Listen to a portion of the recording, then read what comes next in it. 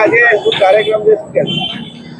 ગઈકાલે અમદાવાદથી લંડન જતી ફ્લાઇટ અમદાવાદની અંદર ક્રેશ થઈ અને તેમાં આપણા જે લોકો મૃત્યુ પામ્યા છે તેમના માટે નડિયાદ શહેર જિલ્લા કોંગ્રેસ દ્વારા આજે તેમની આત્માને શાંતિ મળે તેના અનુસંધાનમાં શ્રદ્ધાંજલિનો પ્રોગ્રામ રાખેલો છે અને તેમના પરિવારજનો પર આવી પડેલ દુઃખ માંથી તેઓ ઝડપથી જગતજનની માં જગદંબા તેમને આમાંથી બહાર કાઢે તેવી અમે બધા ભગવાનને પ્રાર્થના કરીએ છીએ।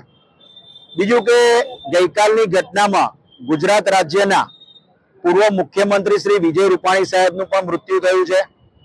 તેમના સંબંધો જ્યારે હું ભારત સરકાર મિનિસ્ટ્રી ઓફ લેબરમાં ઈએસઆઈ બોર્ડનો સભ્ય છું અને જે તે સમયે તે મારા લેબર મિનિસ્ટર હતા ત્યારે પ્રજાલક્ષી કામ જ્યારે પણ તેમને જોડે લઈ ગયો છું કે સાહેબ આ કામ કરવાનું છે ત્યારે તેઓએ વિના કે ન પક્ષપાત કરીને મારા દરેક કામ કરેલા છે। આજે આ પ્રસંગે તેમની ખૂબ યાદ આવનારી પળો જે જિંદગીમાં ક્યારેય નહીં ભૂલાય અને અમે સમસ્ત બધા ભેગા થઈને તેમને પણ શ્રદ્ધાંજલિ આપીએ છીએ। જય મહારાજ।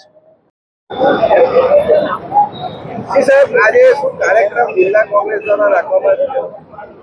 આજે કોંગ્રેસ પક્ષ દ્વારા આપ સૌ જાણો છો એમ કે ગઈકાલે જે સમગ્ર વિશ્વને હચમચનાવી નાખનારી એવી દુર્ઘટના ઘટી છે અમદાવાદમાં જે વિમાન દુર્ઘટનામાં લગભગ 241 જેટલા પ્રવાસીઓ લગભગ મૃત્યુ પામ્યા છે અને સાથે સાથે એ પ્લેન જે રીતે ક્રેશ થયું અને આજુબાજુના વિસ્તારોમાં જઈને જે હોસ્ટેલના ડોક્ટરની હોસ્ટેલ હતી ત્યાં પણ પ્લેન અથડાયું છે એટલે ત્યાં પણ ઘણી બધી કેલામિટી થઈ છે। ત્યાંથી કોઈ સારી અત્યારે સંખ્યા જો તો 265 ઉપર આજે મૃત્યુ પામ્યા છે।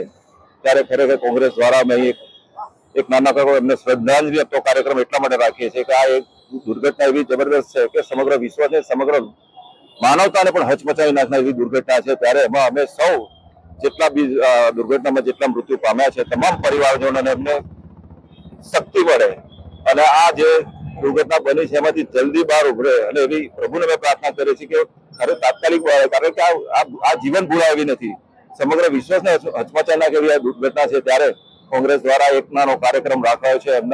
અમે સૌ કોંગ્રેસ પરિવારના સભ્યો ભેગા થઈ અને એમને શ્રદ્ધાંજલિ આપીએ છીએ અને અત્યાર સુધી જે થયું છે એમાં પણ હજુ પણ અમે ભગવાનને પ્રાર્થના કરીએ છીએ કે આ મૃત્યુનો આંક ના વધે અને એમના પરિવારજનો અને જે અત્યારે જે ઘાયલો છે એમને પણ જલ્દી એમની સારવાર તરત થઈ જાય અને પુનઃ તે લોકો સ્વસ્થતા પ્રાપ્ત કરે એવી અમે માતાજીને પ્રાર્થના કરી છે। અને અત્યારે જે સંતરામ મંદિરના સાનિધ્યમાં જેની આ પવિત્ર પટાંગણમાં જે ઉભા છે મહારાજશ્રીને પણ પ્રાર્થના કરી કે આપ પણ અમને એવા આશીર્વાદ આપો અને એમને પણ એવા આશીર્વાદ આપો કે લોકો ફરી પણ પોતાનું એક પુનઃજીવન શરૂઆત કરે અને આ જે ઘટના ઘટી છે જે આખી જીવનભર યાદ રહે છે એ ઘટનામાંથી અમને પણ એ મુક્તિ આપો અને અમે સૌ પ્રાર્થના કરીએ અને ભવિષ્યમાં પણ આવી ક્યારેક દુર્ઘટના થાય એવી કુદરતને અમે પ્રાર્થના કરીએ છીએ। ત્યારે અમે આ તમામ જે મૃતક પરિવારો છે એમના તમામ પરિવારો સાથે અમે સૌ સાથે છીએ, અમે એમની સાથે જઈને એમને માનસિક અને જે રીતે અમે એમને માનસિક ટેકો કરવા માંગીએ છીએ કે અમે તમારી પ્રાર્થનામાં તમારા દુઃખ દર્દમાં અમે બધા સાથે છીએ। ત્યારે વધુ નહીં કહેતા અમે ફરી પ્રાર્થના કરીએ છીએ કે સૌ પરિવારજનોને ફરી આ શોકાંજલિ જે છે શોકાતુર જે બધા પરિવારો બન્યા છે એમને પણ ખૂબ પ્રભુ પરમાત્મા એમને શક્તિ આપે અને ભવિષ્યમાં પણ આ શક્તિ એમની બરકરાર રહે અને આ ઘટનામાંથી જલ્દી બહાર આવી પુનઃસ્થાપના અને એમના ઘાયલોને ફરી પુનઃ શરીર સ્વાસ્થ્ય પ્રાપ્ત કરે એવી પ્રાર્થના કરું છું। જય મહારાજ।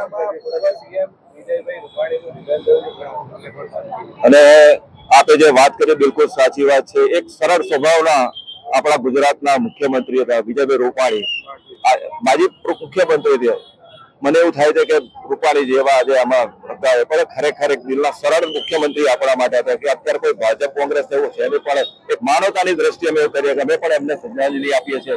એમના પરિવારજનોને પણ અમારે કોંગ્રેસ તરફથી અમે શોકાંજલિ એમને અર્પણ કરીએ છીએ। એમના દુઃખ દર્દમાં અમે ભાગીદાર છીએ અને એમના પરિવારજનોને પણ સારામાં સારું કુદરત ભગવાન અમે પ્રાર્થના કરીએ કે એમને પણ આવી ઘટનામાંથી દુઃખદ ઘટનામાંથી બહાર આવે અને પુનઃ સ્વસ્થતા પ્રાપ્ત કરે અને આગામી જીવનમાં ફરી બધા આગળ વધે એવી પ્રાર્થના કરીએ માતાજીને।